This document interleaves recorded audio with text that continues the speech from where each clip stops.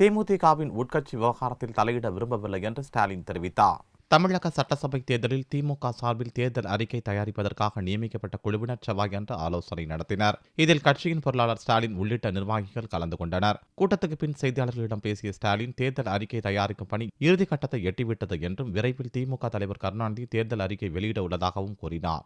மதிமுக பொதுச் செயலாளர் வைகோ தொடர்ந்து திமுக மீது அவதூறு பரப்பி வருவதாக குற்றம் சாட்டினார். தேமுதிகவின் உட்கட்சி விவகாரத்தில் தலையிட விரும்பவில்லை என்றும் ஸ்டாலின் கூறினார். வெற்றி பெற போகுது. ஆனா விஜயகாந்த் எடுத்திருக்க முடிவு சரியில்லைன்னு சொல்லி 2 மணி நேரத்தில் அவரை நீக்கிட்டாங்க. இதை பத்தி உங்க கருத்து? இது அவங்களுடைய உட்கட்சி விவகாரம். இது அந்த உட்கட்சி விவகாரத்தில் திமுகவோ நானோ இதுல எந்த காரணமும் வைகோ போன்ற ஆளுகள் இது பணம் கொடுத்து செய்யப்பட்ட செயல் அவர் தொடர்ந்து இது மாதிரி அபாண்டமான குற்றச்சாட்டுகளை அபாண்டமான பிரச்சாரத்தை தொடர்ந்து செஞ்சுட்டு இருக்காரு. அதை பத்தி நாங்கள் கவலைப்படலாம்.